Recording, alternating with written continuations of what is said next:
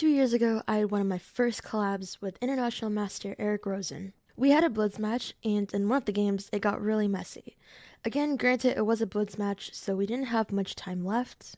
But with how many mistakes were played on both sides, I thought this would be a really good chance to make an example out of it, and an interactive lesson for you to follow along with to practice how to convert a winning position in a timely manner. So many times when there's a crushing attack or a completely winning position, I see my students slowly let one move go, or two moves go, or a pawn or a piece slip away because they think that they're so winning. But after a few of those inaccuracies or mistakes, with time, it allows your opponent to get back into the game, or it tends to extend the game for another 20 to 30 moves. When you have a crushing attack or a completely winning position, being able to convert that attack in a timely manner is a very important skill to develop. So with this exercise, pause the video after each move I show, and firstly, evaluate the move. Do you like the move? Do you not like the move? Why or why not? What weaknesses open up? What are the threats with each move? What certain ideas do you want to play for now that a certain move has been made? And then after you've evaluated the current position, then try to come up with the candidate moves. How many moves are you considering playing here? And then after going through your candidate moves, figure out which one you're going to decide with and why you prefer that move over the other moves that you have considered. This will simulate the process of how you should think when you're playing your own games. And with this thorough calculation process, it gives you the best shot at finding the best moves in a given position. In this game, some positions have multiple good moves. Some ideas are easier to find than others, but regardless, this will be really good practice in helping you learn to convert an attack quickly, so I hope you enjoy. So I'll be starting off the game from move 20, from Eric's point of view, since he was the one that had the potential to finish off the game early on. And this is where the start to the critical moves happen, and where I think I started making mistakes and he could have capitalized on them. So Eric just played the move rook to g4. Now, again, remember to pause the video before I reveal each move and do your own evaluating and calculating for the position. So here after he did play this move, again, given it was a blitz game, I didn't have the deepest thought process. I immediately saw that g5 looked like a threat because my knight was pinned. So naturally, I just wanted to get my queen out of the pin. So I played the move queen to b2. This, however, was the start to my mistakes. Why is queen b2 not a good move? Well, it allows black to play what he played, which was queen to h4, and now he has a very strong attack on this pawn on h2 here. What would be the most intuitive move if you were playing white here to defend the threat? For me, I instantly played the move h3 because that's all I could see given the time that I had. With white's king side looking a bit flaky and it seems like this knight and bishop is holding everyone together, how does black continue this attack here? Eric decided to play the move rook to g5. An inaccuracy on his part. This seems like a natural move, but when you take a little bit more time and think about this position here, I'm not actually threatening to take his rook on g4. Why not? Because if I take the rook on g4, queen h1's checkmates. There's a battery on the h-file. So therefore here, he actually has a free move to do whatever he wants. Now, when I look at this position as black, my biggest annoyance is the white knight on f4. This white knight is preventing me from being able to take the pawn on h3, because if this knight wasn't here, I could take the pawn on h3, and this g-pawn is pinned. So how do I remove the defender? A good move for black here would have been the move g5. This might not be intuitive for a lot of you. Your king's on g8, you're playing g5, exposing your king. However, how is white ever going to utilize this diagonal for their benefit? Black always has bishop g7. The only thing staring down this diagonal is the queen, but the queen has absolutely no support. I have a light square bishop, my knight can't get in, and my rooks are trapped on the first row. So this would be a really aggressive, nice move, and here I would find myself basically stuck. If I move my knight anywhere, queen takes h3. It's looking like a game over. So if I can't defend my knights, I have to come up with some sort of counterattack. And the only best counterattack I really have in this position would be to play the move bishop to f3. And the best follow-up for black here would be to take my knights, I take the rook, and the bishop takes bishop. Again, I'm not able to take because of checkmates, and here if we stop and evaluate the position here, black is still better because there's two bishops and a strong kingside attack.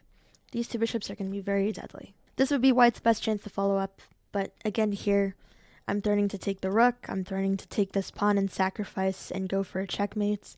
White's just really trying to hang on for a little bit longer. So when black plays the move rook to g5, sure, they didn't have to move the rook away, but they're also moving the rook back and preparing another threat. I missed this threat, and I played the move rook to d4. What is black threatening in this position? Again, with the topic of this pin, this pawn on g2, h3 is a big weakness for white because all that's defending it really is this knight on f4. So when I move the rook back, what piece gets exposed to this pawn on h3? Well, the bishop on c8. So Eric gladly played bishop takes h3, grabbing a pawn that is now free. I was too worried to take back the bishop on h3, but I really didn't know what to play in this position, again with seconds ticking down on my clock. So I played the move g3. Now, if you're playing black in this position here, you need to take some time and stop and evaluate this. You've just won a pawn. You have quite a crushing attack on the king side here, but you need to be a little bit careful as to what you decide to take or what you decide to sacrifice or where you just simply decide to move your pieces. Because while it's completely crushing, white still has an annoying bishop on c6 controlling this diagonal, not making it easy to really enter, and white still has this knight on f4 that can be a little bit of a nuisance. So how do you convert this efficiently? There can be multiple good moves in a certain position, so take your time when you're calculating your different candidate moves. The most obvious and safest route to entering the king side that I see as black is to move this bishop away and try to access the h-file, because wherever you move this bishop, you're threatening queen h2 checkmate on the next move. So it's a matter of where do you move the bishop. There's multiple answers for this. You can simply play a move like bishop d7, where you're threatening to take the bishop on c6 for free, and they can't really defend the bishop because you're also threatening checkmate on h2. You can get fancy with it and play a move like bishop g4, where if white decides to take the queen, there's a really fancy checkmate. It's not easy to find, but it's still beautiful to show. If they take on h4, bishop to f3 check, blocking this bishop on c6 is out of the game. If they play a move like king to h2, rook takes h4, knight h3, rook g2 check, forcing the king back, and we have checkmates. And the only other option is for white to play knight g2 immediately, but after rook takes g4, king h1, we have the option for a discovered check. We would love to take this pawn on h4, but don't do it right away. That would be a big blunder. You would blunder your rook and lose the game. Instead, we need to block the path of the rook. So rook to g4 check, blocking the path of the rook. And now, even if we lose this bishop, it doesn't matter because rook takes h4 is checkmates. Beautiful tactics. There were many tactics in this game, and again, as I mentioned, some ideas are going to be harder to spot than others, but I'm going to lay a lot of those ideas out here because whether it's above the level you're able to calculate and above your tactical vision, it's still beautiful to see. And you never know when you can see a pattern like this in one of your games. So going back to this position, Eric decides to play the move, bishop to g2. So what's happening here? I obviously can't take with my knight because there's queen h2 or queen h1 checkmates. I can't take back with the bishop because there's queen h2 checkmates. If I take with the queen, it's going to lead to exactly the same lines that we just calculated with bishop to f3 check. What if I take with the king? And that is exactly what I did. That was the only move that I saw on the board that kind of kept me in the game. And again, with seconds left, I instantly played it. Now here, black just sacrificed a piece. No matter how crushing your attack looks, no matter how much you feel you're winning in a game, the minute you're sacrificing material, you need to have a concrete line that's either going to checkmate your opponent or win back more material. And you need to make sure that it 100% works no matter what your opponent does. You can't be playing hope chess that they fall into the one line that wins you back material or the 2 out of 3 lines that will checkmate your opponent.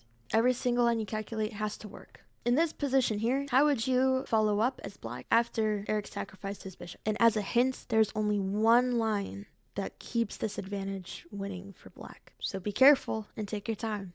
The only winning sequence here for black is to play rook takes g3 check immediately. So what's the idea? I have to take back, f takes g3, and then what does that open up? It opens up this entire row. The pawn's not blocking anymore. So after f takes g3, queen h2 check, black ends up winning the queen, and this is a winning position. Eric was also playing with time trouble, so he wasn't able to calculate as much as he should have before he sacrificed the bishop, and instead he plays queen h2 check immediately.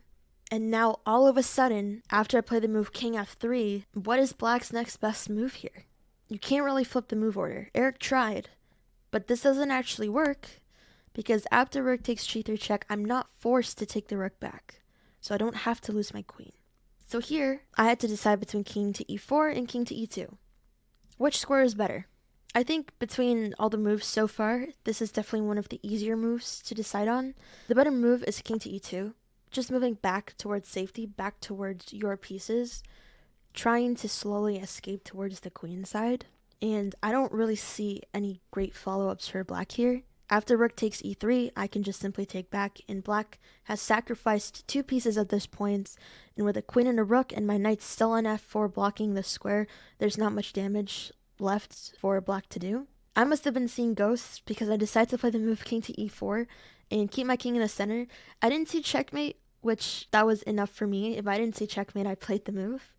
But king to e4 really just gives black some chances to make something happen here. So after king to e4, are there any good checks for black, or how would you continue this? Unfortunately, there's no great checks for black. My knight is actually very annoying on f4, defending not just e6, not just h3, but also g2.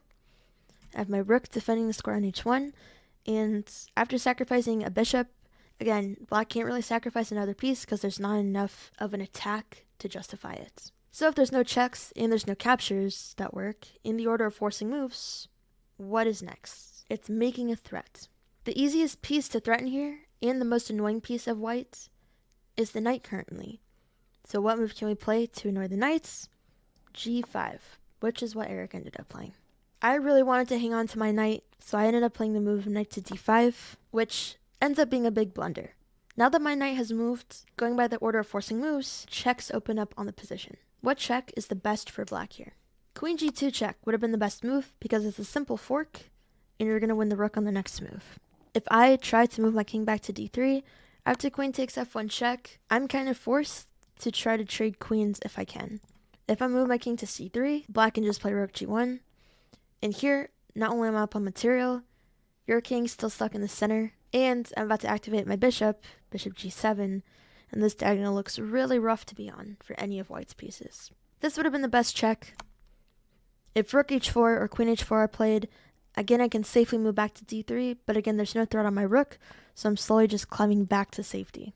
Eric chose to move rook to e6. In the game I still remember I was happy about to c, because all this really helped me do was force my king to move back towards cover, which is what I should have done in the first place when I was debating between king to e4 and king to e2.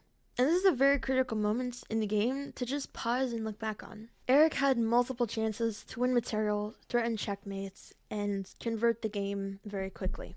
However, fast forwarding 8-9 moves into the game from the original position, we get to here where white is up material. My king isn't the best on d3, but compared to where it was and where it should have been, this is definitely one of the safest squares it's been on. Black doesn't have any good checks in this position. Black doesn't really have any captures in this position unless they want to sacrifice more material than they already have. So in the order of forcing moves, black is left to just try to threaten my pieces, and hopefully with the threats that black makes, hope that I mess up. So here, Eric decided to activate his bishop, and in an attack, it's always good to try to activate as many of your pieces as possible. Both his rooks and his queen are pretty active already, so bishop g7 does seem like the best move in this position to develop and have this nice pin on my rook and queen.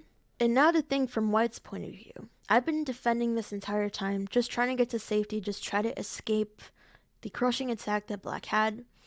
And here I finally have a move to breathe.